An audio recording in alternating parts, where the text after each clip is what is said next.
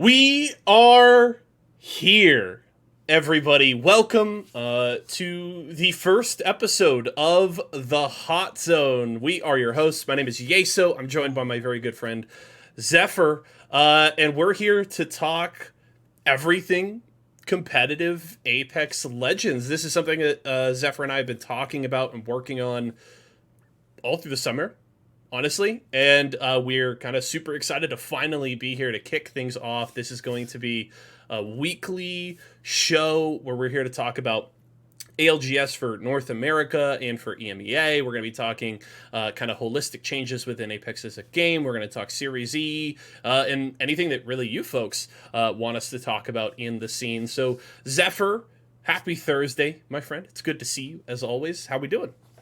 I'm doing all right. It's been, like you said, a long time coming. Yeah. It kind of feels good because now at this point we get the opportunity to talk about a lot of the things we've already been talking about behind the scenes, like while we're playing Apex. It's now that just people get to listen into, and maybe if they find it interesting, maybe if they have some points that we potentially agree with or they potentially agree with, this is something to work with. So it's the first of many happy Thursdays.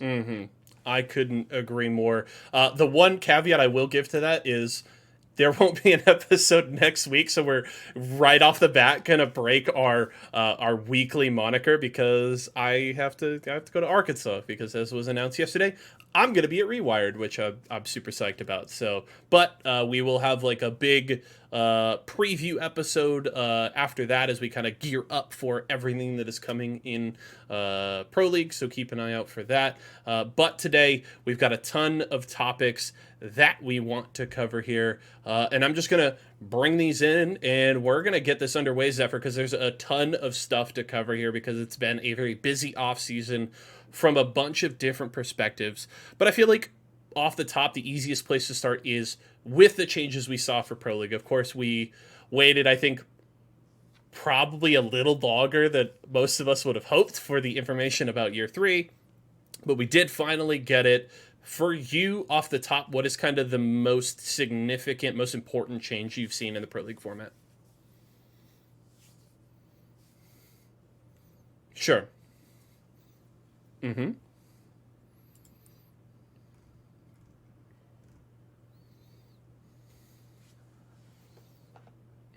Mm-hmm.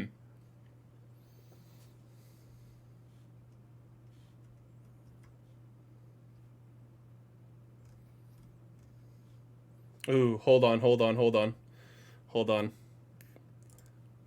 Let me try this one more time.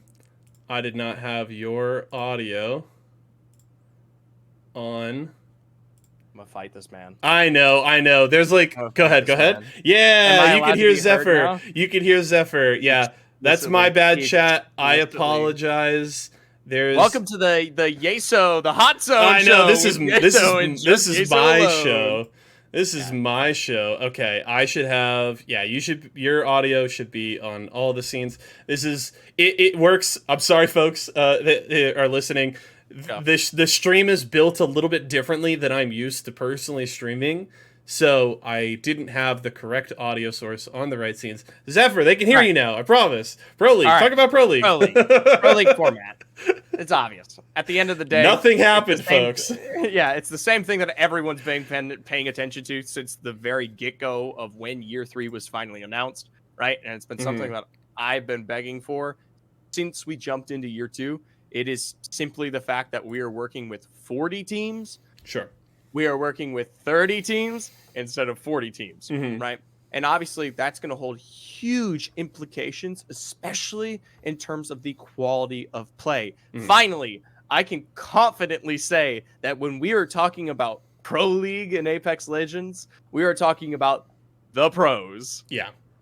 I think that's the biggest point, that last year, there was certainly talent up and down Pro League, but it was just very clear that there was, at the very least, always at least 7 to 8 teams that just didn't really feel like they belonged in Pro League. And that just is what it is, and that's okay. There are certainly players from those teams that maybe even just coming into this year may be ready to compete at that level and are a part of, or will be a part of the 30 teams that will be competing in Pro League this year. But it was just very clear in both splits that it was just like you had your upper echelon, you had a good bunch of very competitive teams, and then you just had a bunch of folks where you're like, these guys are just kind of like getting farmed on a regular basis. Exactly. So it definitely feels like while you may see a lot of the similar names, the competition is going to level up because it's going to be that much more difficult for every team, because you're not going to have a handful of those free squads in your lobby day after day after day. Any team you're playing against is going to be a Pro League team definitively, and that's going to feel nice. I think the viewership is going to enjoy it more. I think the pros are going to enjoy it more, despite the kind of level up in difficulty, and I think it is just going to overall produce a better product, bar none. I was going to say, optimally, like if you're talking about peak performance, just a strict Pro League, I mean, you start looking at literally 20 teams. But the thing that obviously that cuts off is the fact that you don't have the opportunity for variance as you make it through week by week by week. So the fact that we still have at least the 30, we have that kind of separation of, what could be those three groups that constantly match up turn after turn, it still allows for at least, you're not getting the same thing every single week here. And I think it's going to be a great format, right? Because it still allows kind of this concept of steel forges steel, right? The best will allow just the top echelon of this game to get better and better. But I'll tell you what, that creates an even wider gap now when we start to talk about some of that kind of tier 2 scene there. I mean, Challenger Circuit was a little bit lower last time around, but it's going to feel even like a bigger divide, especially now that we're kind of we'll say separating them. So, I mean, segregating is a correct word. It doesn't have the correct word. The best history, but I see where you're going with that. I don't like it. I think the other thing to note about it too is that it makes it more meaningful to call yourself a Pro League team. Yes. Oh my gosh. If you qualify for Pro League, that means a lot more now than it did last year. And I am, and this is coming from someone who, like, I'm very much the person that, like, when somebody tells me, oh, I'm a 20-time ALGS finalist, I'm like, that means nothing to me, because the definition of ALGS finalist is so broad. You could look at, there's all kinds of events that you're like, really? That counts? Making finals in that event means the same as making it in, like, champs, because technically they do fall under the same umbrella. I had, if you watched my interview with Rakanishi, we had this like little debate at the start of our interview. But so that makes it very meaningful. If you make it into Pro League, that means something, and that says a lot about your team, regardless of the results that you have in PL. So I'm definitely looking forward to that. The other thing we have to talk about is the invited teams. Do you want to start with the EMEA? Oh. Gosh, I didn't. Oh, yeah. We can start talking about invitees. I do want to talk about this, though, before we do move specifically away from the format. Yep. Explicitly, one really nice thing about Pro League this year is the fact that everything's paid out, right? A huge question going into this year was the concept of, there's this kind of bottom end bracket of teams who are literally getting nothing for competing in Pro League all year long, and then they have to go through the rigmarole of several tournaments. That isn't the case anymore. It is, I mean, albeit it's a low amount, right? But it is still an amount. It is a step in the right direction. I really, really like that. I couldn't agree more. And, the next steps coming after that is like making Challenger Circuit a little bit more sustainable, so that it is like worthwhile for teams to really invest time down there. So there are still like steps to be taken, but the fact that like making it a Pro League has these certain, to a certain extent, these financial guarantees for players is very, very good for the longevity and the sustainability of the esports. So I am completely in agreement with you there. So we talked about how there will be 30 teams in Pro League. Let's talk about some of the teams that are already in there, because there is still qualifiers. They're going on actually almost as we speak. And we can talk about the teams that didn't have to play through qualifiers. And we can start with EMEA, and I'll just real fast list off who we have coming in For EMEA, we got Ascend, Alliance, Turkish Stars, AIM Esports, Bosch, Electrify Steel, Element 6, FA Kitties, Fire Beavers, Flavor of the Month, Forg Gang, GMT Esports, which is now KCP. We can maybe talk about that a little bit later. Horizon, IG, Major Pushers, Navi, Nemesis, Nessie, Reply Totem, Scars, Underrated, Vex Gaming. All of those teams, no qualifiers, you're in. Right.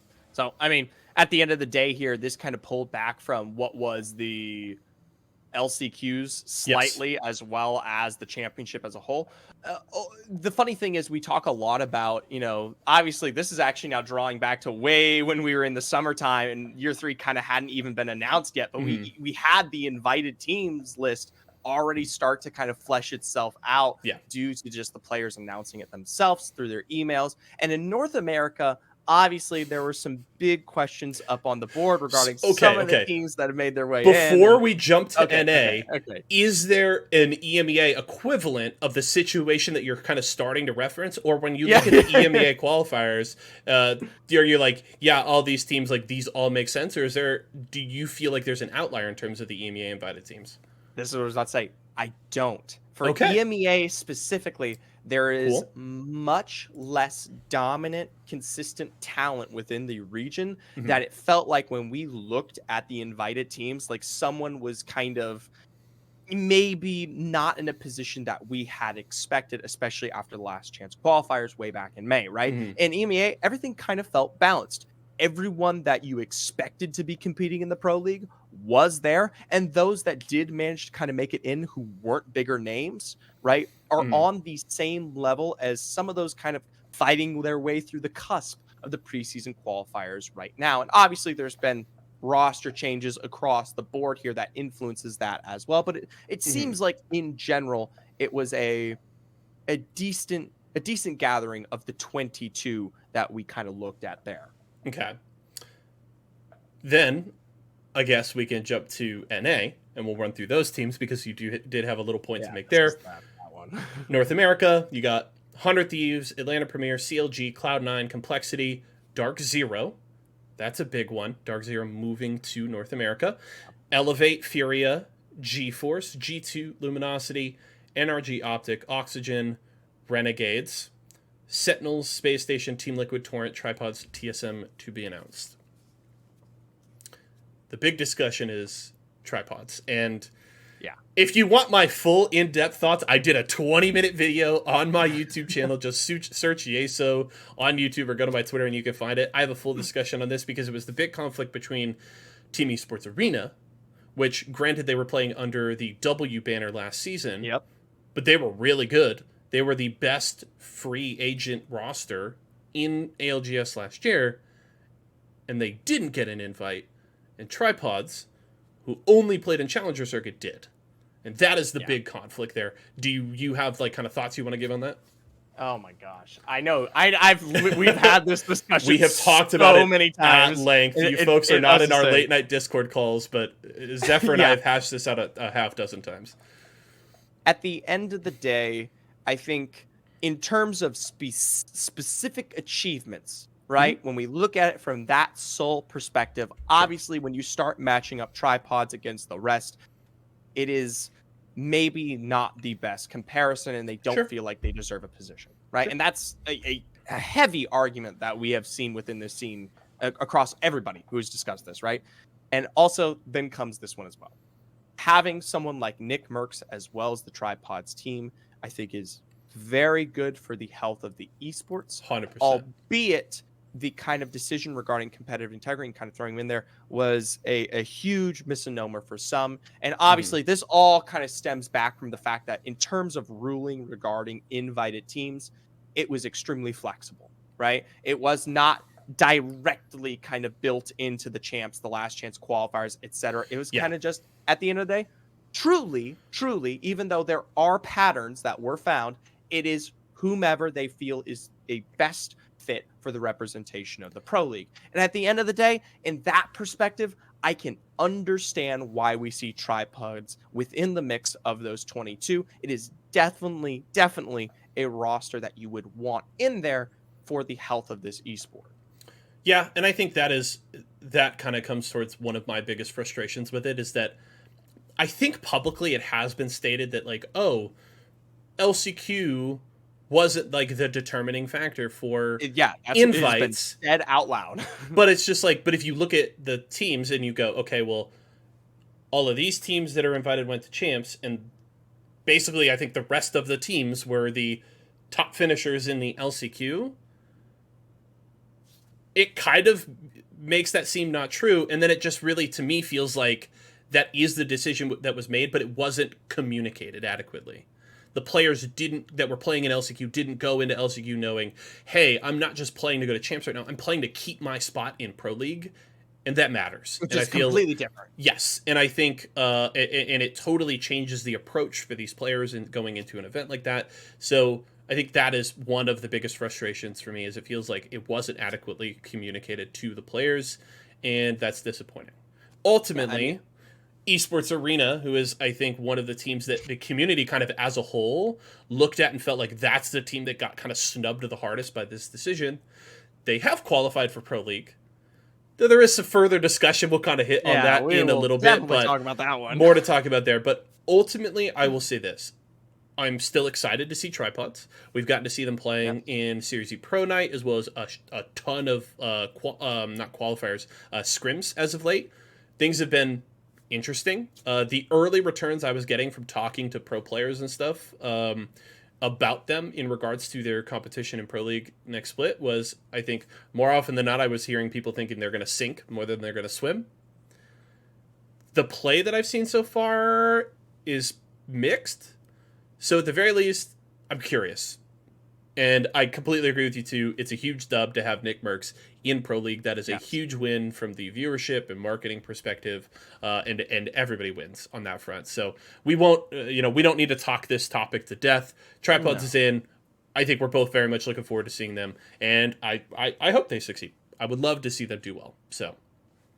Yeah, well, especially as we start getting into Pro League and we actually get to see the kind of concrete data of specifically how they're performing in ALGS, then we can start to really reflect and discuss, is this a good decision? Does it actually keep the health of the esport in mind? Especially since we see what was that Switch Gent now a part of that roster. And that itself is a discussion in itself. And also the fact that this is something that could, if it is a bad decision and they aren't like cut out for Pro League, it'll probably work itself out very quickly, right? If they aren't cut for it, they'll finish at the bottom of Pro League, they'll go into relegation, and they may get knocked out after a split. And then that's the esport functioning in the appropriate mind. The bad thing would be is if after all that, Respawn does a similar invite system, goes into next year, and someone like Nick Merckx or an equivalent in the same style gets invited to Pro League, and then we're having this discussion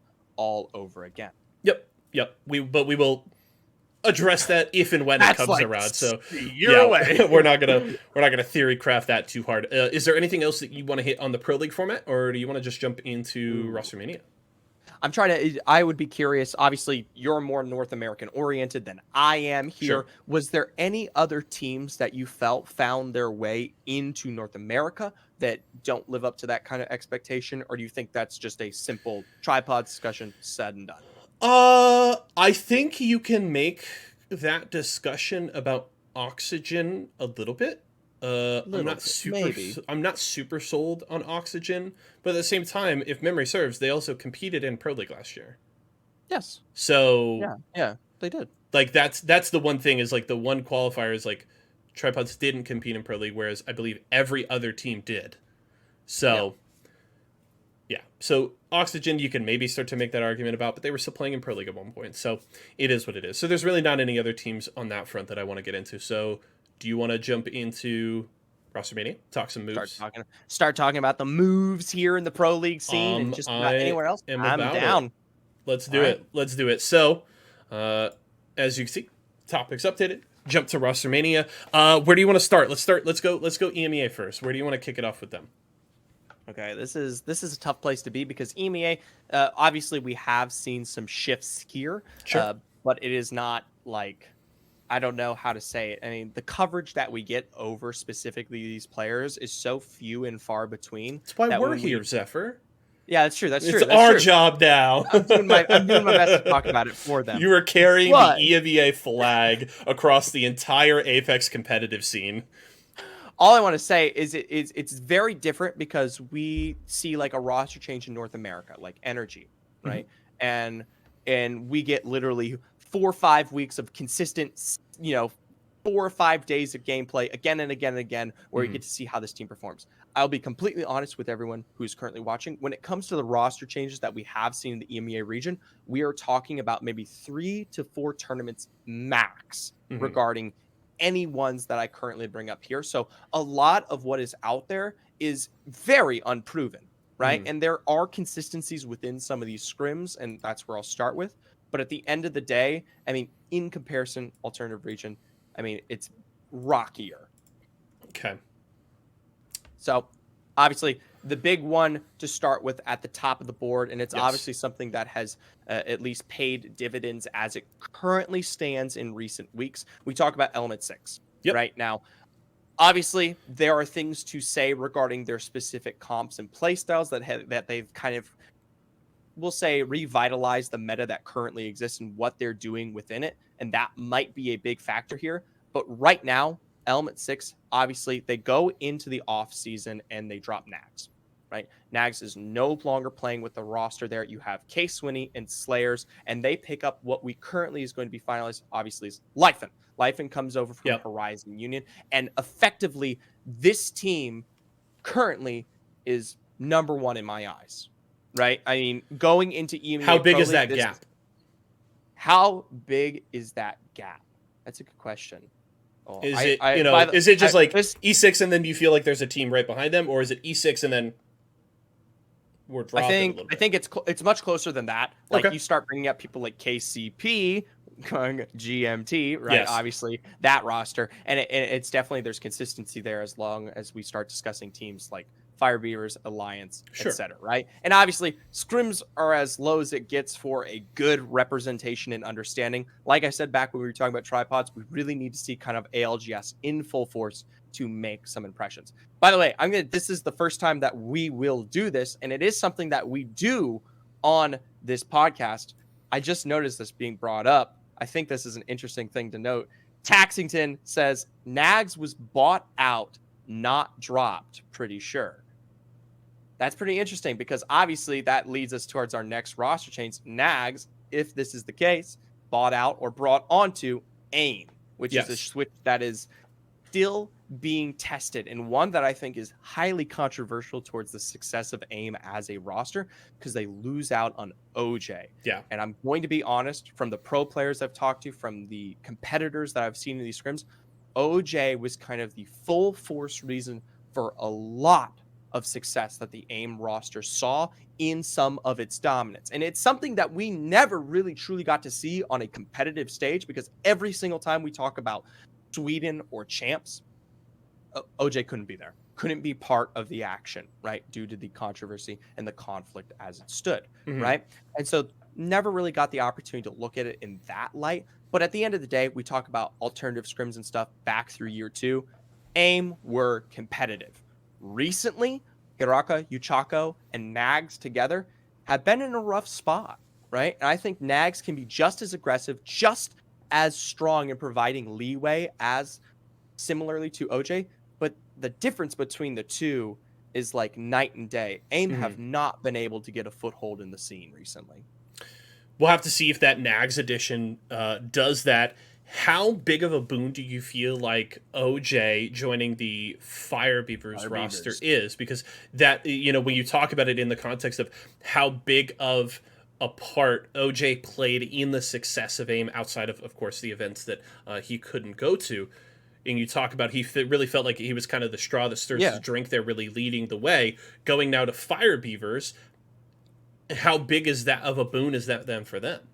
I mean, they've been doing well. They've been doing just as consistent as other entities, like I talk about with Element 6, KCP, etc., right? Kind of competing in that top 5 area. So it's very clear he stands the test up alongside both Taskmaster and Impulse to provide for the Fire Beavers roster, right? Even after they drop Sunset there towards the end of champs. Sure. So, I mean, I have no worries. I mean, we all knew in the EMEA region that OJ was a very dangerous player and one that brought success to the AIM roster, and he will continue to do so for Fire Beavers. And it's a reason why I put them competitively in that top 5. I'm looking forward to EMEA, especially because I haven't been nearly, and like, I mean, of course, compared to you, I don't know that there's almost anybody outside of like a player in the scene that is more invested in the EMEA scene. But I will readily admit, EMEA, I definitely don't nearly have as much information. I've only really watched them at these international events, but I'm looking forward to really getting to dig deep into EMEA on like a week-to-week basis. Now you have no choice. I know, right? Honestly, I don't have a choice, but that's one I readily accept. I'm looking forward to it because when you look at what they've done at international events, it's super fun. I'm getting to see GMT at Champs, of course, playing in the difficult situation that they had, having to bring in Rambo as a sub, and the fact that they were able to do that and succeed as well as they did. Yeah, it's very clear there's an incredible amount of talent in EMEA, and I'm looking forward to really getting to dig deep with them this year. And then I'm just going to be like inundating your Discord DMs with questions all the time. What are your thoughts on this there? Yeah. What do they do there? So I'm looking forward to that. The last thing we will touch on is the note kind of you already made, GMT switching orgs, the roster going over to KCP. For folks who don't know Kansas City Pioneers, it's an org that's very big in the Halo Infinite scene. They actually had an incredibly talented roster in Halo Infinite, and I believe they're in Rocket League and a couple of other esports as well. But if you want to know about like the weight that KCP brings to the table, despite you maybe not even knowing them, when they had the Halo Infinite Major, the Kansas City Major, a few months back in Kansas City, they worked out a partnership with the local MLB team, the Kansas City Royals, and they had some of the best teams going to that event got to go and do scrims in the Royals Stadium. They were in luxury boxes in and around the Kansas City Stadium with scrim setups for a day in the run-up to that event. They did this incredible partnership with the Royals. So, like, this is an org that might be smaller when you compare them to, like, the heavyweights of 100 Thieves, TSM C9, etc. But this is an org that is incredibly passionate and wants to do just plain cool shit in esports. And they want to get this kind of cross-pollination between that and traditional sports and all these kinds of other things. So KCP is a very exciting org, and I'm super looking forward to them coming into Apex Legends. It is interesting to see them buying an EMEA roster as a very specifically, like, Kansas City Pioneers is the KCP name, but I'm all for it. And I think it's going to be great. Yeah. And the roster that you pick up is awesome. I've been a huge Nasky fan for a long time. The first time I saw Nasky playing was in Series E when it was the Nasky Yuki Dell roster. Yeah, and I loved watching them. And then, of course, Yuki no longer with the team, still playing with Alliance, correct? Alliance. Yep. So, but love GMT. I'm definitely gonna be following them a lot. And now that they're under the KCP banner, it's like only more reason for me to get invested in this team. That's fair. I think what's something that I'm really going to be watching out for too is that we saw GMT's very heavy involvement in the Apex scene for a long time, right? With their pickup of Nasky and crew, and obviously they make this trade, KCP comes in, etc. I'm really interested, especially for the health of Apex as a whole, to hopefully see what GMT does if they pick up another roster or how they might find their way back into Apex, because I think that would be, once again, a fantastic decision that continually puts this esport on its way as a tier 1 for the future as a whole. And I think GMT kind of pushing themselves back into it. I mean, that's just one, another great org. I'm right there with you. You definitely don't want to lose those kinds of orgs that feel like not only do they invest the money, but it really feels like they become truly a part of the scene and they have that kind of passion about it. And GMT, I completely agree, is definitely one of those orgs. So hopefully, even if it's not maybe during Split 1, we can see them later on this year coming back into the fold. Let's shift. Even if it's not EMEA, yeah. I mean, maybe they make the crossover. Yeah, who knows?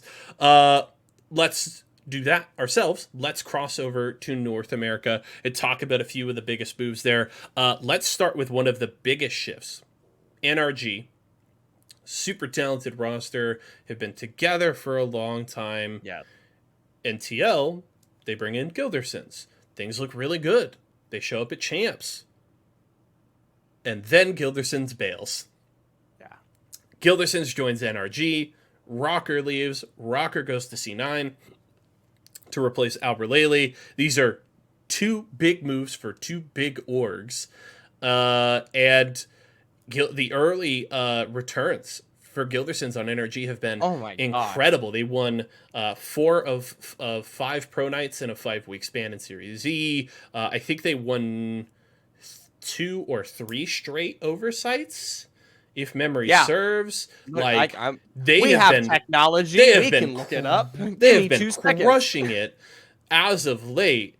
And this is not just like, you know, they've had a couple of results that have been kind of close, but there's also a handful of these events where they have just been head and shoulders above everybody and have absolutely come out and dominated front to back. So, man, NRG looks dangerous. And I would say they are very clearly the leading candidate to win Split 1 right now in North America. Not even a question. Yes. It's not even, it's you'd be stupid, especially after seeing Oversight, Esports Arena Pro, Pro Nights, where that's where they pick up 3 wins, right? They had 4 in 5 weeks for Series E.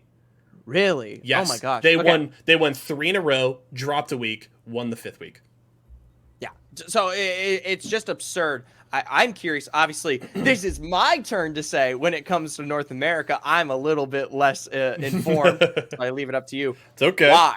What is the strength that comes? Like, do you feel like even if NRG had not made that change and brought Gildersons on, would they have been as effective? Or that kind of puzzle piece fitting in at the strike of year 3, that's what really is propelling them forward? Because I already know, I mean, Sweet is a insane IGL that provides results alongside Nathan.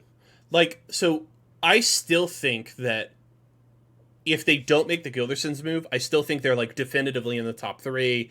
They're probably still winning, but maybe not as dominant. So, but I do think that there's something about Gildersons here, and Gildersons was a player that I had seen before joining TL, and when TL brought him in, I looked at that and I was just like, is this really the move? Like, is this really the one that's going to take you the next step? And things were a little shaky for a little bit early on at TL, but it really seemed like Gildersons then really started to find form, and the team kind of meshed, and they really started to get things rolling. And then going to NRG, and with the success that they've had there, I'm like, damn. You know, and this isn't just like a Gildersons is sick. I didn't realize it. As audio only listeners won't be able to see Zephyr do its sign language here to Zando in chat. But you picked that up. You're learning. I saw an O and what looked like a Z, and I looked at chat. But all right, for me, one, I will say Gildersons has surprised me, and I definitely need to give him his due. But also, it just seems like this has been the right fit for Sweet and Nathan to hit that level that we expect from NRG normally and even exceed it. So NRG has been incredible. This Gildersons move has been so good for them.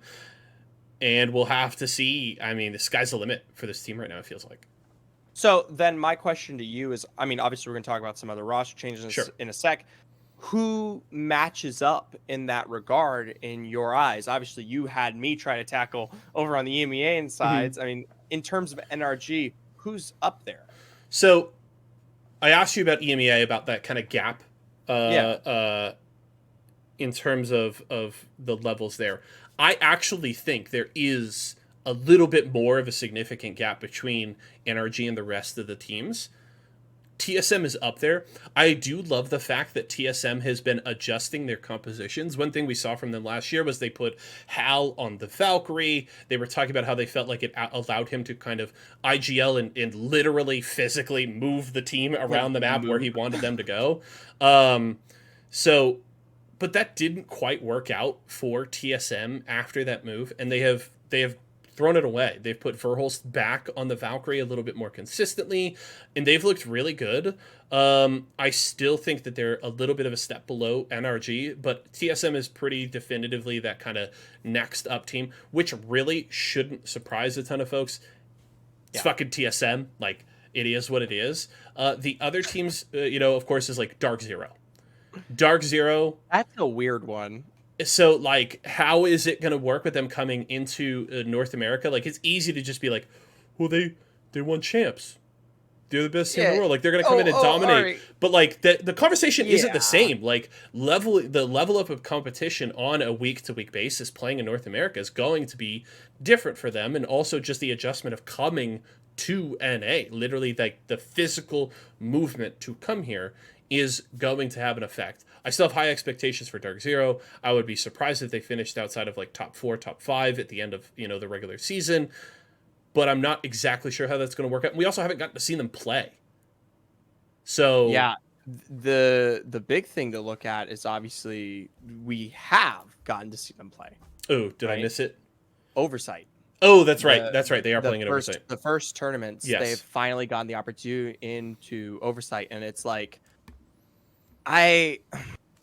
it's an adjustment, right? It's obviously a completely different region, and that's going to have massive effects here. But I hate to say this, but do you remember, quote unquote, how Dark Zero won champs? Right? It was game 9, 8, right? Yeah. And I don't. This is gonna sound. I try not. I'm not gonna be. It's like Dark Zero. If you ever listen to this, I don't want to be rude, but at the end of the day, coming in and picking up a win once you finally kind of eep into match point towards the very, very end of a champs match point series finals is very different compared to, we just watched Furia slam 69 boys all throughout the night and have one of the most aggressive, dominating leads in ALGS history, literally changing a meta for the next 3 to 4 months that makes me fucking sick every time I log into Apex. you and Z Davis both.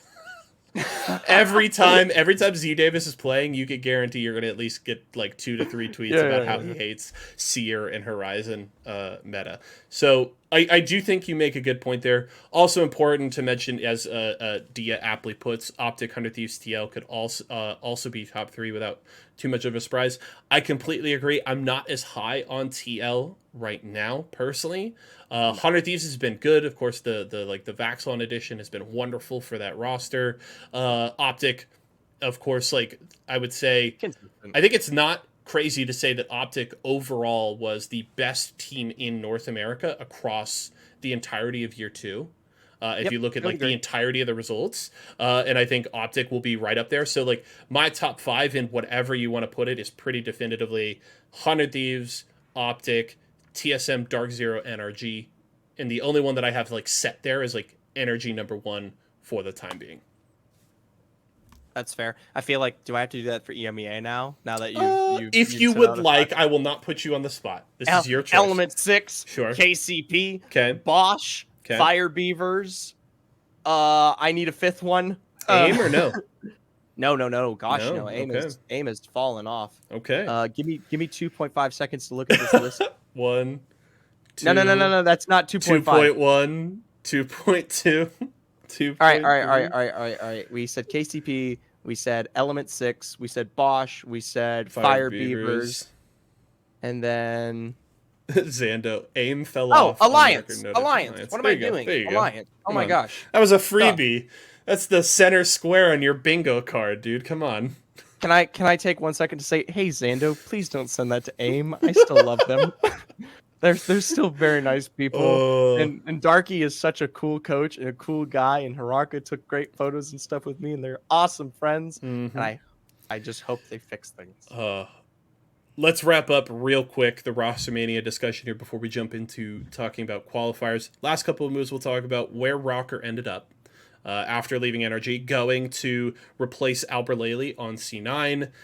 Yeah. C9 roster, it was kind of a roller coaster of a year. It felt like they kind of consistently were peaking at the right time throughout last year. I felt like they always kind of played their best Apex at the right time. but ultimately, I would say it was a disappointing year, in my opinion, for C9. And then maybe the most interesting thing going on this offseason is with Alb leaving C9 and reforming a new roster, Alb is playing with Snipedown, Slurpee G on the AS roster that is rumored to be the possible FaZe roster, because I think we've gotten the data mined FaZe R301 skin. And of course, there's been the talk about, because Snipedown, of course, if you know, is playing in Halo Infinite for their FaZe clan there. Interesting enough, is not currently playing for FaZe in Halo Infinite, is actually on loan to E United, and is playing a part of the E United roster, but is still under the FaZe clan organization. And will be playing with E United through the Halo World Championships, which start, I think, next weekend. But the rumor has it that Snipe is going to come back to Apex at the end of the year for Halo Infinite because of a litany of reasons that I'm not going to get into, just the problems with Halo Infinite. But just kind of first blush, what are your thoughts on that Alberlily Snipedown Slurpee roster? It's good. I mean, it's exciting, to say the least. Obviously, I'm not as informed as you are, but it's definitely something that will be competitive, at least in the top 10 of our North American Pro League teams there. And obviously, once they get the FaZe name under them, I mean, that's just like essentially a buff. That's a huge, and that's you want to talk about that kind of name value that a Nick Merckx brings to Apex. That is so true. FaZe jumping into the scene is huge as well. It's similar to kind of the infusion you get with like Optic signing the former Esports Arena roster there back at the end of Green Wall. Wall. Yep. Bringing that kind of work, and the fact that you then get that built-in rivalry between Optic and FaZe Clan with the history between those two orgs, like FaZe Clan coming in if this actually happens, but which I would say it seems like pretty likely that it does. That is it is an awesome development, and that's another huge win. Yeah, I like the fact that we are, like, obviously we are seeing some leave here in the scene, as, you know, some ranges of these tournaments aren't as successful as others, but still at the end of the day, it seems to be net positive, right? Sure. We are working towards growth here for ALGS as a whole, and I just hope that it continues moving forward. And obviously, this isn't on our topic list, but I would love at some point in the future to discuss third-party tournaments, third-party success, especially the comparison between all these regions. Yep, I think that not today though, chat. I think that is definitely something we are going to talk about, especially because of our, you and I personally are heavily involvement in these kind of third-party events. So that's definitely something that will be on the list. We're going to bump though right into EMEA quals here. We're going to update those topics for you all at home. And let's jump into it, Zephyr. I'm going to bring up our top 10 here from EMEA quals number 1 from this past weekend. Right. Talk to me. I'm in love. Anything you that were says hyped. And you and Zia casted finals for quals. Yeah, not just that. And obviously some of y'all were there. I casted finals, right? But on top of that, I also casted every single match that I you watch party, didn't you? And like I watched casted party, it just like on your stream. Semifinals, quarters, day 1, all of it. Right? Zephyr watch party this weekend. Damn straight, Tax. You guys can find me here this weekend, and we will be back covering it. Anyways, obviously, the Seat de France, they themselves pick up the win here by 1 point, and just by a Shore's limit, just 1 above to be decided in the end. And I gotta say, pretty standard work. Psycop, an absolute legend, someone with a ton of history, especially among Le Seat de France in the previous ALGS seasons, and a team that has seen Pro League experience. It was definitely in my top 5 going into this, we'll say, weekend, and they delivered, right? And go ahead. Why not? Screw it. And it was, you want to talk about a tight finish, to be decided. Won the last 2 games with 14 kills between them. Meanwhile, 10th place 2 kills, 9th place 4 kills. Le Seat de France you want to talk about barely crossing the finish line? That is as close as it can get.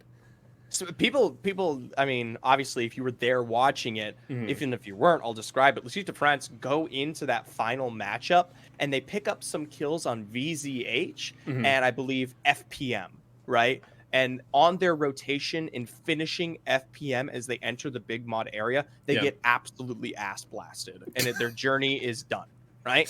Oof. Had they not finished out FPM in the moment that they did, we would be singing the praises of To Be Decided right now, talking about their involvement in Pro League, which is an interesting discussion in itself, as we will be discussing them in a second.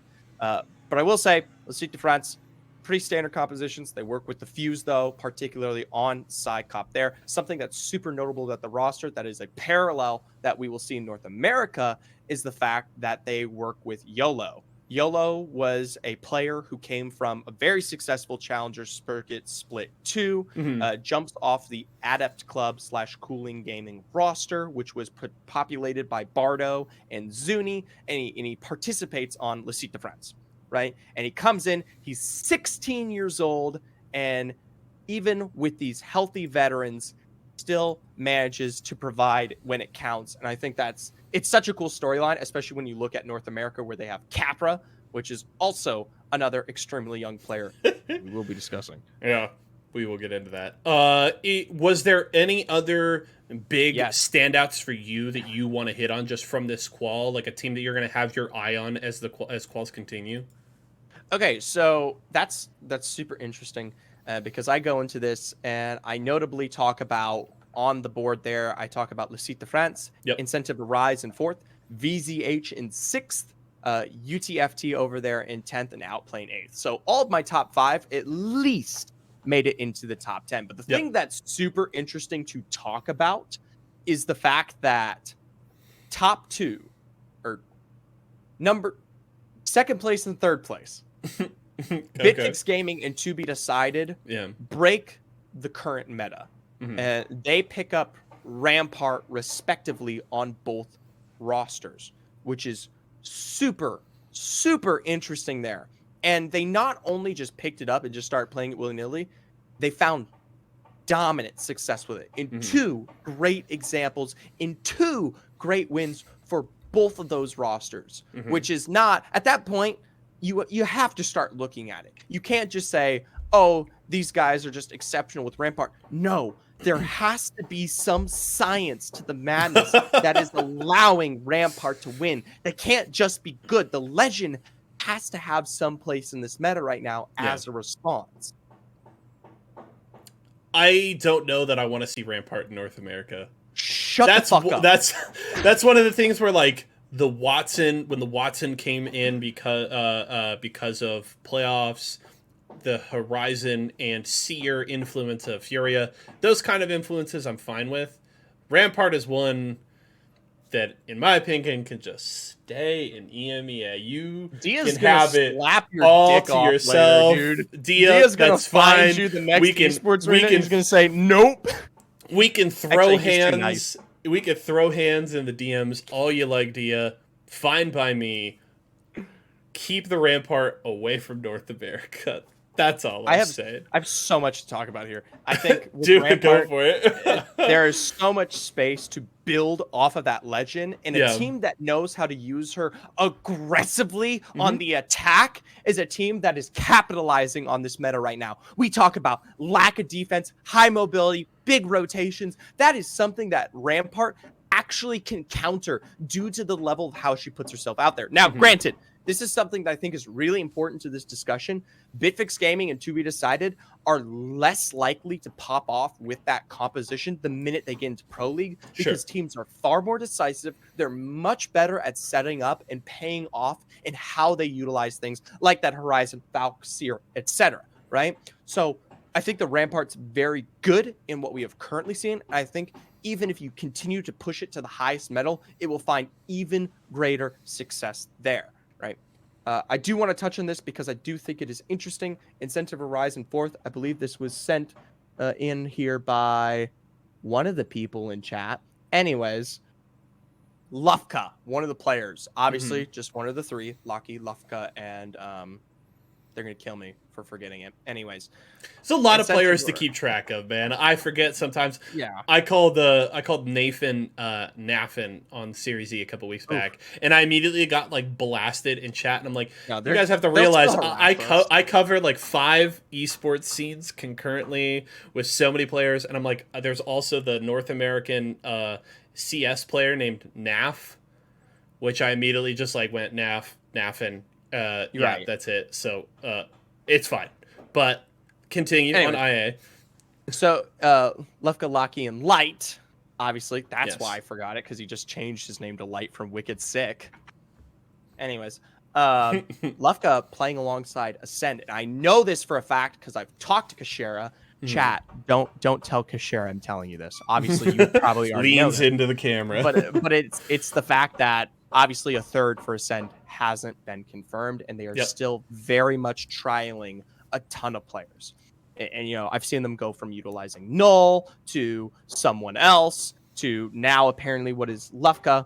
Obviously, it's not set in stone, but it's still a very big question regarding who gets picked up by the Ascend roster, because they have a guaranteed slot in Pro League, and they are a stronger team if they can secure that third. So if it is Lefka, that's a huge hit to Incentive Arise, and there's no guarantee that they find a further position into preseason qualifiers. The last things I do want to touch on is obviously this is some roster discussion. TBD? TBD and VZH. Yes. So this one starts with VZH, right? VZH obviously immediately after their qualifier. And this is a roster that has been scrimming and playing together for the last few months with success, right? They drop Horizon. Horizon is suddenly looking for one. Both VJ and Zane move on their way together, looking for a team or a final member to their team, right? And obviously, I myself have never worked with, interacted with Horizon, but obviously there has been some discussion shared regarding him as a player, and maybe some were not as surprised to see him find his way off of that roster. Whatever the opinion you may hold there, we'll let it stand. At the end of the day, VZ, they need +1. Then, within, we'll say, I think it was almost 24 hours or even less on the next roster lock for preseason qualifier number 2, big news hits. To be decided is splitting up. Dolphin is jumping on with VZ, and it becomes VZD suddenly, right? And that obviously puts Zephyr and Trix in a very bad situation where they themselves then have to scramble, and they pick up, I believe, Nays. I can spell it. I can't say it. Either way, they at least do find another third here. But it is a huge, huge question regarding what will the success of Zephyr and Trix now look like with Nayas, right? Going into this next preseason qualifier, especially after they had just placed second with G Dolphin. Now, the big thing that I'm not talking about, obviously, is the fact that if you were watching G Dolphin's stream and you were also discussing it, there was not the best, we'll say, well, I don't know. Either way, it did not feel like, maybe even in G Dolphin's mind, that Trix and Zephyr were the best optimal route for himself, and so he makes this decision. Now, the question I ask you is, what do you think about this? Because this is such a short time period to make it happen, and especially if you need to make it happen, I mean, what can you do in a situation like this, especially after both of these rosters have such a long, extensive history? Yeah, it's... So I can't speak to like the history of the rosters, but just when I look at like from a very holistic kind of big picture perspective, I'm not entirely surprised that these things happen, because one of the most kind of salient things I have learned from the Apex scene since I stepped into it is rosters are incredibly volatile. Yeah. You know, and especially outside of contracts. Top teams, right? Top teams are going to stay fairly stable as long as they can continue to kind of perform at that level for the most part. But outside of that, players get rotated in and out on a very frequent basis.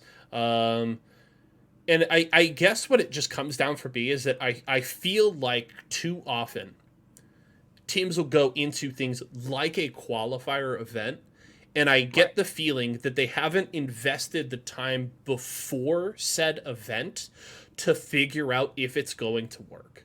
It feels like, and I don't know that this is the case for TBD or not, but it feels like they come into an event, they've just kind of thrown this roster together at the last minute, and then if something happens initially, and it's crazy to look at it that they finished second place just a point behind first. They were literally Just about essentially to qualify. 2 points away from qualifying, and they blow it up. That, to me at least, says there's something wrong here, that it feels like maybe you didn't figure out in the run-up to the event, and that, to me, says you didn't put in the time to make sure that this was the right fit to go into quals. Because then what you ultimately do is you kind of kneecap yourself switching things up. Right. You know, you do carry like your now. like you do carry, if I'm correct here, you do carry your individual finals points, right? Yes. Like if you finish in second, yes. you get this amount of points. They are split evenly between the players. So if a player leaves, you carry a third of those points with you. So at the very least, you have that result with you. But it's just like, now you've got, now I know for a fact that you haven't been playing with the new roster you're joining, so you're back in what it seems to be is a similar situation, and you just have to hope that this one works. So I would like to see some of these teams invest maybe a little bit more time initially, because it feels like this volatility is just a roll of the dice. And you've got to roll a 6 for it to work out. It's not like 1 through, 4, 5, 6, you're fine. It's like 50-50. It's like you've got that 1 in 6 chance that you find that roster that works. And it just feels like too often teams hit that one speed bump and they blow it up. Make a change. Let's go. So. Yeah. And I give praise towards VJ, obviously big background playing with the Sen Championship, etc. Zane, obviously kind of someone a little bit more new to play through with in that regard. It is something that could potentially work out in the long run. But like you said, there are no guarantees here. And especially in the face of working into something like Pro League. Yeah. I mean, sometimes you just have to stick with it. Now, I will say this. If G-Dolphin truly felt it was so egregious to work alongside Trix and Zephyr for whatever region, I can understand kind of ripping off that Band-Aid, because there is really no better time to do it. True. Mean, you go into the sooner the better. Qualifiers, it's like you just got to get it done now. There's still 3 qualifiers. There's still definitely a realm of play available to everyone who is involved to find success. If you do that preseason qualifier number 3, or even, God forbid, after you may have already qualified, who knows? The team just implodes at that point, right? So I can respect it from that particular perspective. Yes, I completely agree with you there, and I think that is an important point to make. Was there any other stuff you wanted to hit on for EMEA before we shift to North America? UTFT need to check themselves, because 10th place is unacceptable. 10th place is unacceptable. I know you're in chat, so I'll be watching. Zephyr says, I want you for EMEA I want Pro League, you UTFT. in Pro League. All right? Okay. I know y'all are capable. You just need to fix the mental. That is, I'm going to keep an eye on UTFT now. I will have the same expectations, Zephyr. Let's go to North America. Let's talk North American quals. I will, just a moment here, bring up the results for everybody at home. Yeah. Here we go. North America quals. Week 1 is done, and the Esports Arena qualifies. Fury, Phony, Caprah are in this one down to the wire as well. Crazy to look at both North America and EMEA, and just that 1 point separating first and second place. Again. Going down to the wire. And this was a banger start for Esports Arena. Look at that. 3 third-place finishes in their first 4 games, as well as a win. They're slaying out, especially through those first 3 games. That's, 36 kills across their first 3 games? Like, they absolutely started incredibly hot. And then you get the strong finish from Slept On. They, of course, started with the win in Game 1. second place with 10 kills, and a fifth with 5 at the end to crawl right up behind Esports Arena. But ESA holds on. They're in Pro League. They don't have to worry about the rest of qualifiers, pending another situation we'll talk about. The really interesting thing is I'm going to have my eyes slept on here because this is a team that has been on the rise in Tier 2 as of late. They won one of the qualifiers for Rewired, so they will be going to the event in Arkansas next weekend. They are competing right now in Series E qualifiers. Granted, they have not impressed me in the first 2 nights there, but this is a very good early result for Slepton because now they are the leader, leading the pack going into the second week of qualifiers. Of course, they'll have the opportunity to win. But the fact that they have that nice 26-point buffer at the end of this has got to feel pretty good with the way that they played. And now I'm just curious to see, Nightmare, how do they finish? Is Chadamus Prime actually going to be a consistent threat? We saw them last night in Series E Quals. That was really interesting, and they're in the top 5. North America is going to be a very interesting region to watch in terms of qualifiers. Oh, gosh, just looking at that top list as even someone who maybe not as informed in North America, but someone who definitely knows it. Yes. You have Slept On, obviously kind of newer face, but SZN, BR Demons up there, Nightmare, even Void, who were playing under Vizio for the entirety of that Esports Arena season. Yep. I mean, just those names alone already show me the level or the difference in terms of competition that is available here in North America in just a quality sense, right? And obviously, we know the reasons for that, obviously, especially due to the density of the region. But still, it just goes to show that when we start talking about these next and further weeks, North America is going to be just as tight as we saw this last Monday. I agree. One team that I have that eye on, you talk about like UTFT, and they need to be better. Mine in North America is that one you see on the middle of your screen right now, Redeem. Redeem? Of course, if you watch them in Series Z, they were playing as Team Tyson. They had a rough back half of the season in Series Z. Of course, they made some changes with Oxy stepping away, and they have not looked good so far in Series E qualifiers. I believe they've made finals both days, but have not done great there. They made finals here, but finished tied for 14th with 19 points. They finished with a 7th place no-kill game, a 19th place game. Like, that is not going to get you into Pro League. And this is a team that has Pro League experience. Joey's played in Pro League.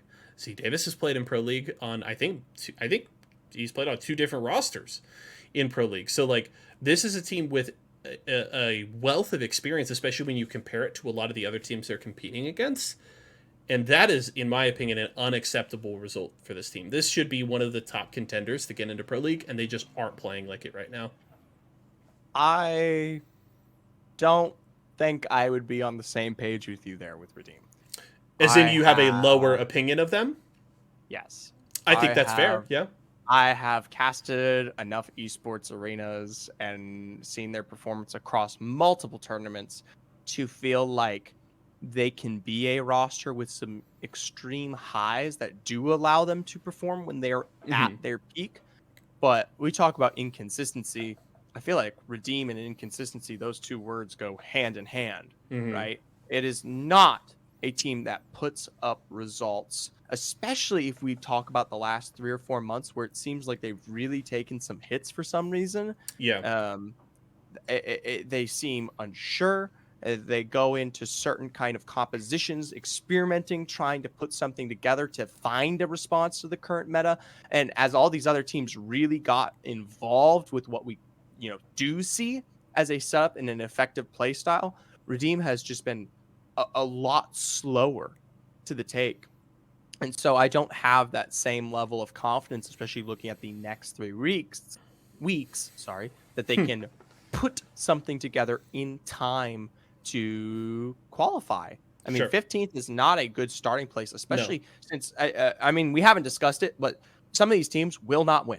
They will never win a single one of these preseason qualifiers, but they still have the chance to qualify off of their points alone. And a 15th start is already potentially gating yourself from being there, right? 15 only nets you a happy 1,050 to work with. If we look at the last preseason qualifier, we're talking about generally a cutoff around 5,000 points at the end of all four.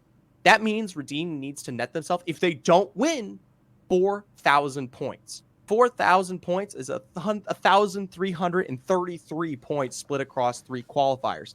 Redeem officially, if they don't win, they need to be netting themselves top 3 finishes consistently over the next few weeks, and that is just not something I see here outside of a win. Yeah, I mean, I think that's fair, and I'm definitely not over here saying some math. Yeah, I'm definitely not over here saying like, oh, they are definitely going to make it, like they're going to figure things out. I just would say they have under-delivered on my expectations. I'm definitely not leaning towards like they should win UTFT one. is going to Pro League. That's why I'm making this comparison. Yeah. I guess know they're going Pro League. Yes, and I guess I would just say when I look at the rest of the competition, because compared to like last year, I would say this, especially when you consider there is less teams invited, so there's like more teams down here competing for those limited amount of spots. When I look at the competition, I'm like, Redeem is one of a handful that I'm like, I feel like stand out from the pack of teams that are in this final and should have at least be having the opportunity to try and qualify on points. And I just feel like they didn't deliver. I don't think they're going to light this this lobby on fire, but I think they should be doing better than they did based on what I've seen from them. But they are, in my opinion, kind of continuing that really rough string of play we've seen from them for a while. And I will say, you want to talk about a team that experiments with compositions. This is a team that's brought out the Rampart. Yes, that's true. The Crypto. They've played the Watson. Yep. They've played just about everything. I've spoken to them about it. Yeah, I mean, it comes out weekly. So we'll have to see. Redeem, not happy with them so far. Need to see more. But slept on. SDN, Chatamus Prime, Nightmare, Void, some definitely very exciting teams up there inside of the top 10. Definitely looking forward to seeing more. And of course we of course got Borton in chat right now for the Void squad. So keeping my eyes on those boys there. So I was arguably surprised that BR Demons didn't walk away with a more successful day than what we had seen. Obviously you don't have the data to pull up immediately here, but I mean, this was a huge topic to discuss. Semifinals, right? Prior towards those preseason qualifiers, BR Demons have one of the most insane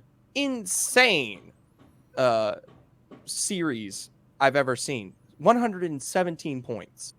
Yep. Out of semifinals. Up against LTC, ESA, Bad, Valkyries, Glitch Gaming, Nerf was in there, Revenge, and definitely some other names that we know. And the crazy thing about it is they pick up 1 win, 4 top 4 finishes, but their KP was just fucking gross.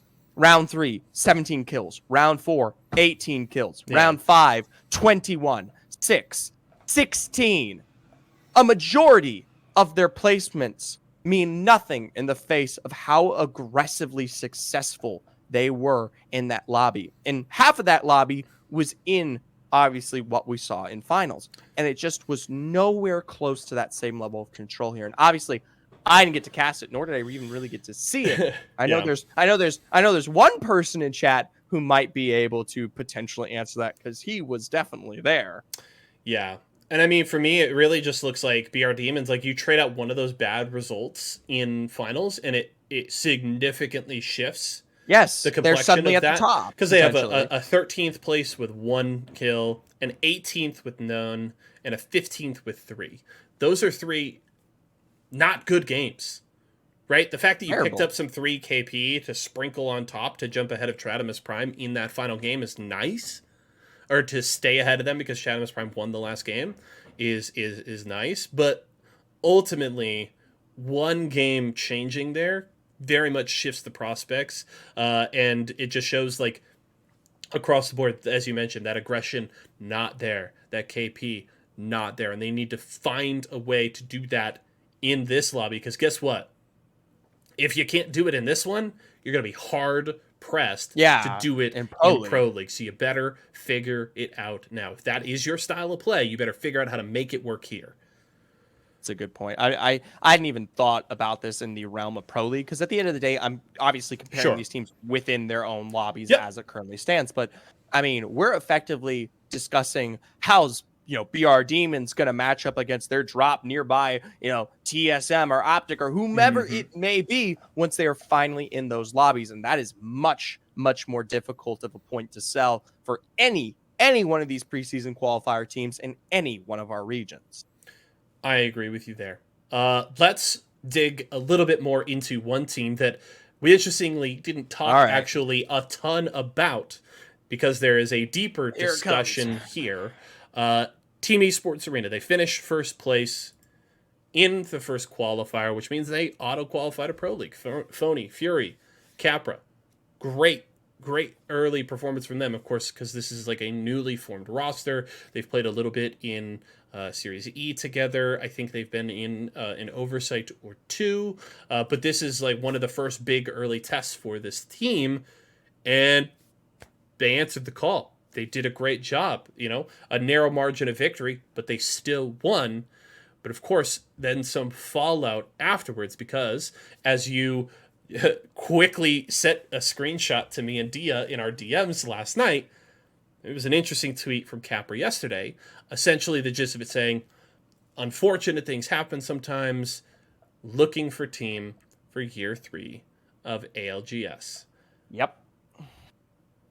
What was your initial reaction there, Zephyr? Because we're gonna dig into this, but just first blush. Yeah. That's a really good way to start this, because at the end of the day, you set the story up perfectly. I immediately saw that and I was like, what the fuck is going on? Because I can confirm from our Discord DMs that is exactly what Zephyr said. I, like many people, have basically been confident for many reasons that Caprah is now part of Esports Arena, essentially, and that we will be seeing them compete in Pro League. And while officially no announcement had come through, especially with these last few weeks, months, whatever, it was pretty much sold that Caprah would likely be that third. And to see a tweet like that, Esports Arena hires me. They hire Y4SO. They hire just about everyone else who's still a great figurehead in Apex. I thought, how the hell is Esports Arena just fucking this situation right now? Because that and the entire community thought that tweet was like, it painted such a picture, at least on my mind. And honestly, at the end of the day, it's not my decisions regarding these teams. Sure. But I still was like, what the hell is going on? Especially after you just won preseason qualifier number 1. Yeah. That's a huge fucking deal. Yeah. And to be clear, the entire community's reaction was immediately, what the hell is Esports Arena doing? What is going on? Right. They absolutely fumbled the bag here. Like, everybody was heated. I will say, it is an incredibly vague tweet. An incredibly vague tweet that really doesn't give any details on how anything went down. And so then it was very important that we got some background. Clarification. And I will give clarification here off the top. Yes, I am wearing the Esports Arena hat. I am an employee of Esports Arena. I am not involved in any way in terms of like contract negotiations or involvement with the teams. Like, I talk to them from the standpoint of a host and a broadcaster and interviews and stuff, but I'm not involved in any of this, so I don't have like extra information. It is a completely separate department from what I do there, so I can only talk about what has been released publicly, because that's really all I know. But let's bring up a couple of tweets here, because Spirit Z, who is the League Ops manager at Esports Arena, who also what a guy. He handles like working with us talent in terms of scheduling us and stuff, but also is involved with negotiating and handling and managing the teams in Series E, as well as Team Esports Arena, put out 2 tweets, and we'll read through them real fast here, and then we're going to go through kind of what context this brings to the situation. He said, for clarity here, since this tweet can be taken out of context, yes it can, Caprah was never signed to Esports Arena.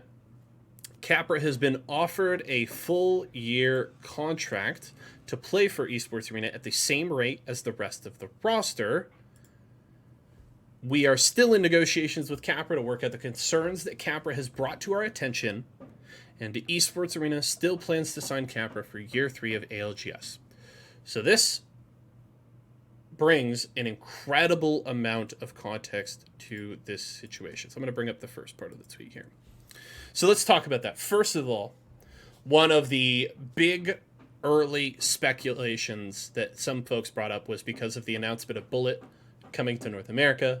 Yeah. People started wildly speculating, oh, they're trying to drop Caprah for Bullet. These tweets would indicate otherwise. The fact that the intention is still for Esports Arena to sign him, they still plan on doing that, and the fact that Caprah has been offered a full year contract at the same rate as the rest of the roster, that would indicate to me that it is unlikely that there was any attempt to sign Bullet. Caprah never having been signed to Esports Arena already, what that tells me, and the fact that this discussion is coming up now, is probably that he wasn't going to get signed unless Esports Arena qualified for Pro League. That is speculation on my part. I cannot confirm if that is true or not. It is something we've seen before, though. But that is, 100%, right? So I think that is certainly possibly why Caprah was not already signed. And then the two kind of most key parts of this is Caprah's the offer of the full year contract at the same rate, as well as the note that Esports Arena is addressing Caprah's quote unquote concerns. And what that tells me is that this could be about, the contract. And so from like the context of someone who comes from traditional sports, Caprah could theoretically be concerned about the term of the contract, wants it longer or shorter, could be concerned about the rate, though I would say, considering it is being said that he is being offered the same rate as both Fury and Phony, would tell me that that's probably less likely. I can't imagine Caprah's coming in saying, I should be getting more than these tenured players that have competed in Pro League. So it could be about the term. And then it also could be maybe the vibes in the team aren't great, and it feels like those concerns aren't there. Or maybe Caprah feels like, he's a young kid. Maybe he needs a little something extra from Esports Arena as a part of this contract to help him transition into being a pro player. Again, this is all speculation, but ultimately, what this all says to me is that it seems pretty clear that this was not them trying to drop him or replace him, and that it's just very much there was something about the negotiations that Caprah wasn't happy with in the contract or outside of the contract, that Caprah felt like it wasn't the right deal for them and was possibly willing to walk away.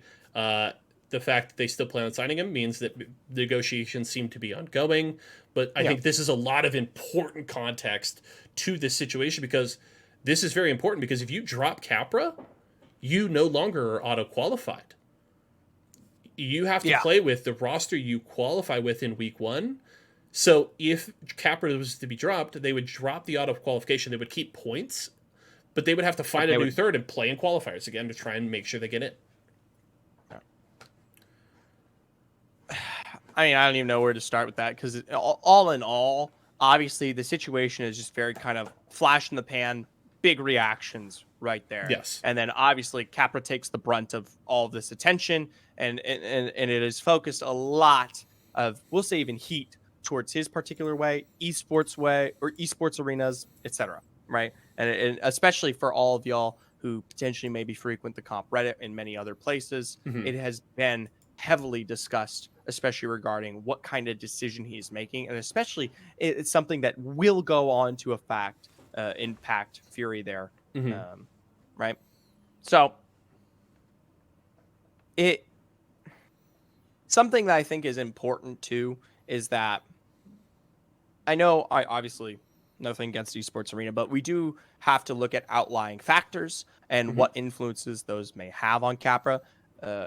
Obviously, Optic was the next roster that picked up, obviously, the old ESA roster between Skittlecake, Duplex, etc. Right? And Skittlecakes has been very publicly vocal about his opinion regarding how he felt working with Esports Arena, etc. Sure. And I feel like at the end of the day, something like that also has implications on these situations because we know these pro stock and we know they share that information. So there could have been something Which they in should. that contract, in that terms that may have potentially influenced the reason why Caprah was a little bit more shaky regarding getting into something potentially long-term with Esports Arena, especially if it meant affecting his future here. But at the end of the day, the most important thing is he's in a situation where he has a pro league spot. And I'll be honest, even looking at Esports Arena as more of a stepping stone as a team is, I mean, this is still a fantastic place to be in for Caprah, and to take whatever those terms are is something that I personally would be the opinion of, right? Yep. Because at the end of the day, there is no guarantee that Caprah walks away, finds another roster, finds a place for himself in Pro League, finds anything without what he has currently already gained alongside obviously Fury and Crew.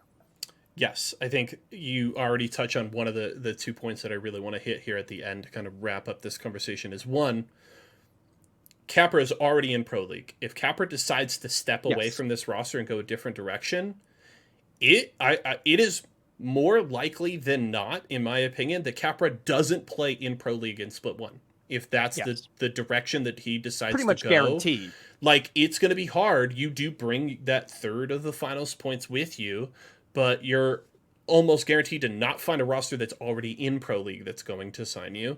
And a lot of the teams that are already in contention in qualifiers are already going to be set, right? There's not a TBD, as far as I know, that is looking for a banger third to fill their roster.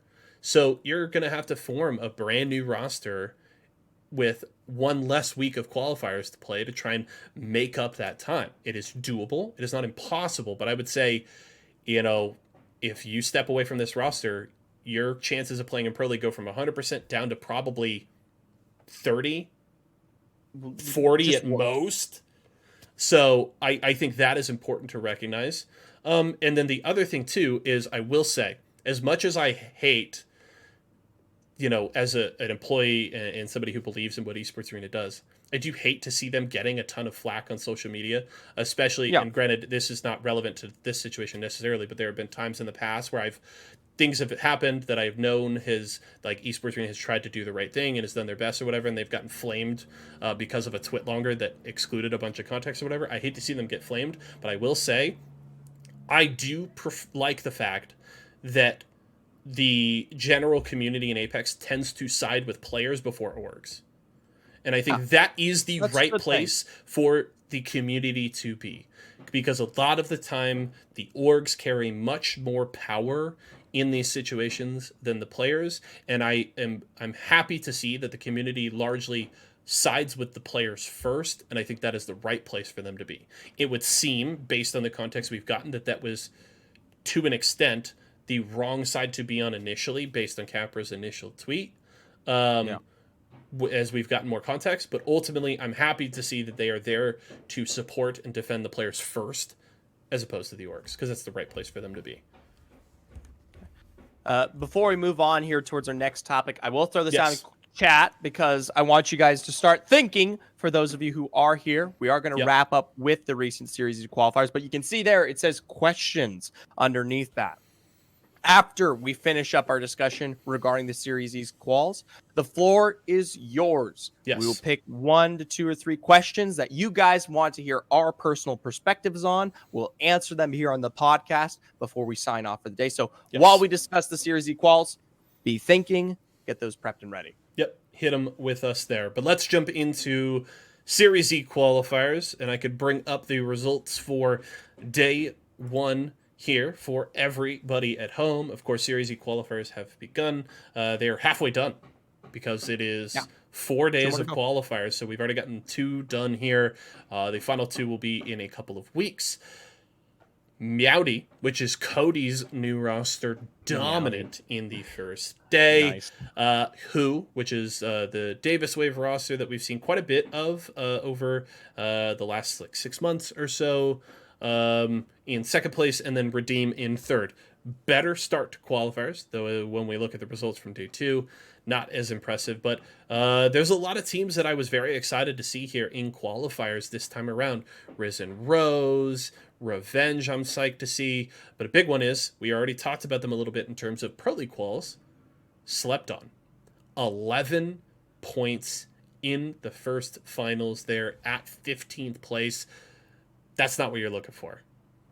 No, especially because we look at some of these other teams like Revenge, who couldn't even make it to finals off the back end of preseason qualifiers, and they're in a much better situation, which honestly, I think when we start talking about Apex and like qualifiers and stuff like this, it does paint a really direct picture on the RNG that does exist within this game and the consistency Sure. sometimes isn't really there, but obviously that's something we can't change. Yep. But it is definitely a reason why we see stuff like this occur. Well, and that's part of the reason why, Pro League does do, and because of the gauntlet that you have to run to get to finals and then win finals, they do allow the auto qualification through winning a single event. Series E qualifiers are not as much of a gauntlet, and also there isn't always guaranteed 4 slots going into the next season. I'm not 100% sure on how many slots are available this time around, but it is only a cumulative qualifier. So that is the other thing, is that RNG, to an extent, evens out across 4 events, because there's no auto qualification. You've got to perform at the top of the table over that span. So there is still an opportunity for Slept On to make something happen, but I'm going to bring up just real fast here, day 2. Day 2. Because they didn't do that much better on day 2. I mean, hey, they doubled their points, but 2 times 11 is not that much more. They finished at 12th this time with 23. You see Meowdy up in the top 3 this time, tied with Perspicacity. Hida finishing in first place. Buff Aim Assist up there once again.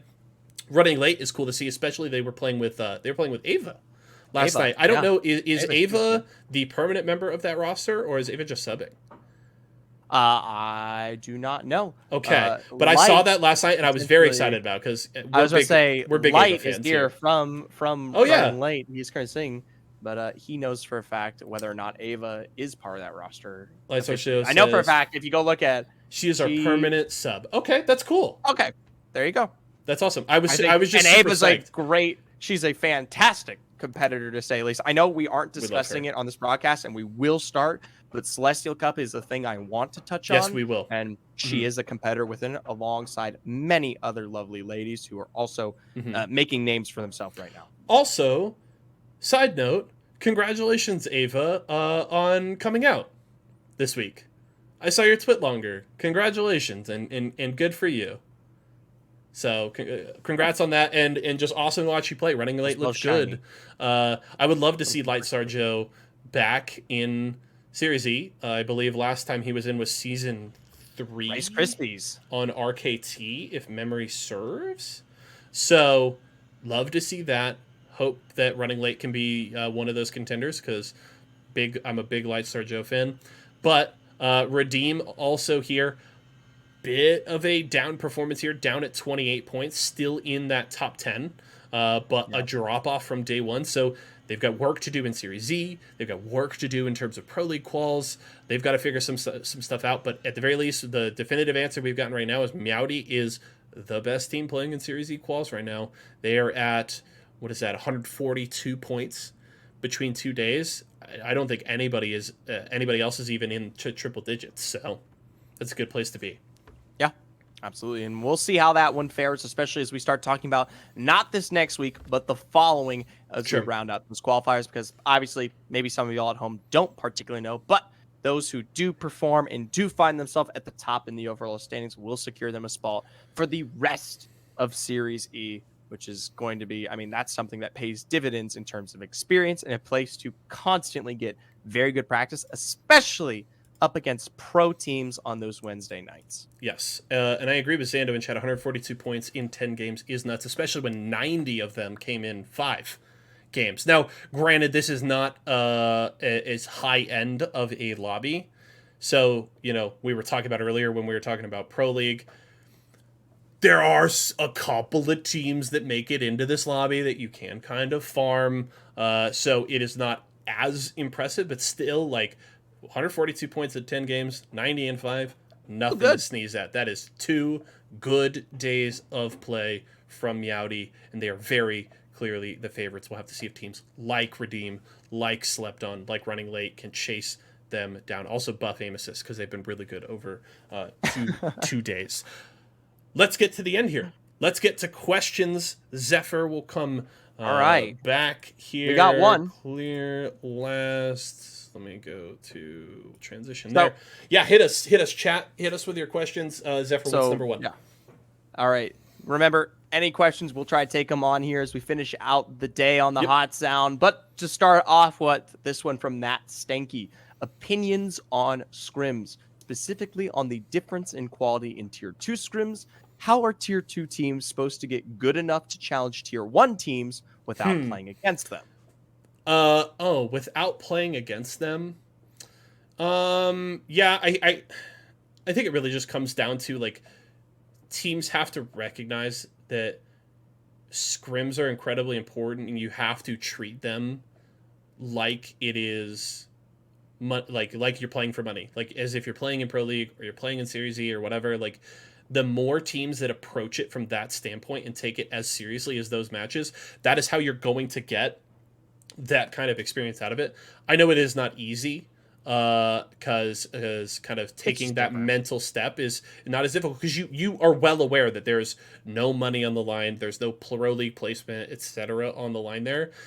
So flipping that switch is not as simple as it sounds, but the more teams that approach scrims with that kind of mentality will level up those scrims, and that's important. Now, you do have opportunities to play against the pros. That's where, hashtag ad here, which is not really an ad, but it is like what it's all about. That's what Series E is all about. So if you're a Tier 2 team that wants to level up, you want to play against those kinds of rosters, you should be trying to compete in Series E, because that's what it's all about. If you qualify, you get to play against TSM, NRG, Tripods, Esports Arena, C9, Team Liquid, week after week after week after week. And that is part of the reason why you've seen so many players that have come through the Series E system go on to play for orgs like TSM, like CLG, like Optic, Renegades, Atlanta Premier, etc., because they get to come in and play those kind of high-level matches against that kind of talent. And yes, Esports Arena is unfortunately locked to North America, and it is more locked to the United States, though sometimes they will allow Mexican or Canadian teams in, but it's mostly locked to the USA, unfortunately. Yes.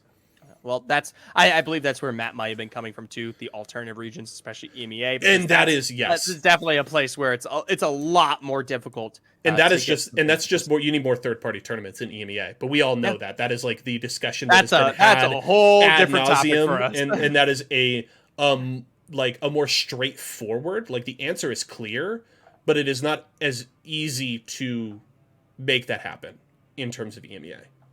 All right. Well, to move on to the next question here, to follow up on this one, top wildcard underdog picks for NA and EMA quals. I think we should both pick one, respectively. You can pick NA, I'll pick EMEA. We'll play off our strengths. Okay, go for it. Go first. An underdog pick for EMEA. Tough one. Personally, if I had to throw it out there, I guess Bitfix Gaming is an underdog one. It's not particularly a team that I thought would find success, and it's not one that I even had considered, but they have clearly shown that they have found some sort of rhythm that is guaranteeing them wins, not just in what was the finals. If you go back and look at their semifinals performance, they were one of the few, I think, only teams who actually picked up multiple wins on the day of. And it's something that I think all of us, especially in the EMEA region, need to realize and start paying attention to, especially in further weeks, since none of us were talking about Bitfix Gaming. Okay. For North America, mine is going to be Nightmare. Now, this is a team that I think going into qualifiers, not a lot of folks are looking at. The eyes are very specifically on teams like Slept On, Esports Arena, BR Demons, SZN. But Nightmare is a team that actually competed in Pro League and Split 2. Actually, I would say showed a lot more in Split 2 than I expected of them. They've done some really good things since then as well. They were in Philly for Nerd Street Champs. I was impressed with their performance there.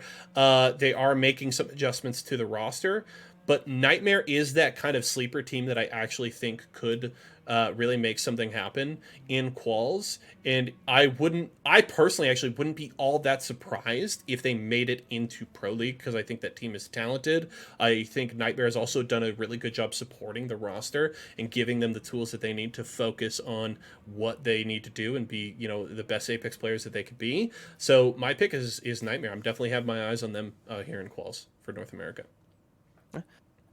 We'll wrap it out with these final two questions here. Okay. Do you have any speculation to who Bullet will be joining in North America? I don't. I have no idea. I don't either. Just as I peruse over the rosters in Pro League and try and think about who has an opening, I truly don't think there are really any significant openings. I'm trying to think. Is Renegades fully locked? Renegades with their roster? Gone. I think they. Well, but Renegades the roster is still there. The players own the spot. So and I don't think that full roster is locked, because it's Madness and Pow Pow, and I don't think they have a third right now, right? So it could be. Possibly. But that is literally the most speculative of speculation. I don't know. And the fact that it's happening this late and Bullet isn't competing in the first qualifier puts him in a similar situation to Caprah if they decide to leave Esports Arena. Yeah. So finally, last question here. Okay. Opinions on the match point format in ALGS. It's something that we didn't talk about earlier today, True. But it is something that will be occurring slightly more regularly as it does round off the splits every time here. So we will be seeing more match point format. That is true. This is another topic that Zephyr and I have had many a conversation about. We've talked about doing kind of a hybrid form of match point. Ultimately, match point is the less competitive integrity, more hype viewer, better viewer experience, because it gives you kind of that definitive team that wins the last game wins the event kind of thing. So that makes that moment more exciting and more incredible compared to a theoretical, TSM is already 35 points ahead going into the final game. Nobody can catch them. They're going to win off that alone. So it delivers for the viewers more than it delivers on the competitive integrity standpoint. I would like to see more of a hybrid format. The one that Zephyr and I have mainly talked about is a Quidditch kind of format with the golden snitch, where winning a game on match point gives bonus points from a placement perspective, but doesn't guarantee first place. That's maybe a format I'd like to see tried. Ultimately, it's just a bummer because you look at it and it's not an uncommon happenstance that you go to match point and you've played maybe 3 or 4 match point games, and then you get a team that's 30 points back that wins that last game. Artio. Kungarna, 100 Thieves in Champs back in 2021. Yeah, it happens. It's part of match point.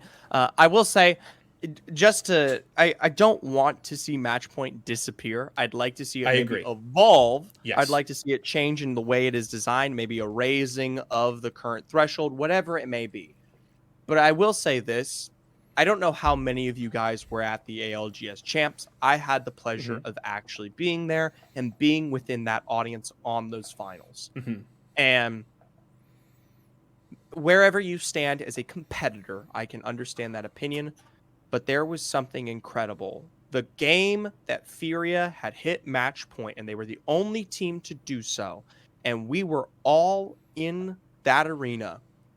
And for one moment, we saw Furia die at 14th or 13th place. And in that single moment, every single person in that arena was an Apex fan.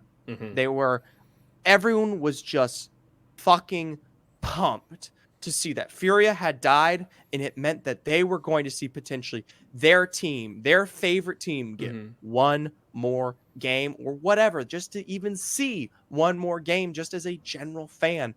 And I thought in that moment, it really showed the alternative perspective of what makes match point format so great. And obviously we have some really diehard fans that might be listening, and we all have the perspective of what that means in terms of competitive integrity. But I got to be there and see it just in a very average sense and see its impacts. And that definitely, that holds a lot of at least leeway on my current opinion regarding it. And that's why I really never really want to see it go away. Yep, I'm with you there. It makes it an incredible experience, and that's why I think there's hopefully a happy middle ground there. That hopefully we can find that bridges the gap there and can still deliver that incredible viewer experience while also making it a more competitive integrity, higher competitive integrity format. So we'll have to see, but that's it. Dang. That's it. First episode, an hour episode. and 40 minutes. What a banger to start it off, Zephyr. That was crazy. To everybody in chat. Oh, let's... J Dogging, thank you for the tier 1 sub to my boy Zephyr here. Thank you to everybody in chat for coming to hang out and enjoy the first episode here of the Hot Zone. Again, this is going to be a weekly show, other than next week because I will be out of town, where we're going to talk EMEA, NA Pro League. We're going to talk third-party events. Celestial Cup will be definitely coming into the fold very soon in terms of our discussion here. And we're super excited about it. I will note the episodes will be going up on my YouTube channel as well as on a majority of major podcasting platforms. We're planning on throwing them up on Spotify, Apple Podcasts, etc. It's probably going to be a day or two before this episode goes up. So I appreciate your patience. I still have some logistics to sort out in terms of turning those over and getting those onto those platforms, but we do plan on having those all up for you very soon. And then once I figure that system out, it should hopefully be a pretty easy process to get episodes up quickly. But the best way to watch the show is still to come here every Thursday, 12:30 p.m. Pacific time at twitch.tv/ZephyrCast and watch us live, because then you can come in and ask questions, interact and chat, talk to us directly. So thank you so much for everybody. Zephyr, any final words before we close out here for the day? I just want to obviously thank all of y'all for taking the time to come out. You didn't have to extend yourselves, but especially some of the things like the questions at the end, it wouldn't be possible without your participation. And I appreciate you guys stopping by, and we hope that you continue to do so as we look towards not next week, but mark it on your calendars. 2 weeks from now. October 27th. October 27th, we will be back with many more topics to discuss and much more information to share. Yes, we will. So thank you so much, everybody. Have a great rest of your day. Make sure to follow Zephyr on Twitter at ZephyrCast. I'm at Y4SO, and we will see you all later.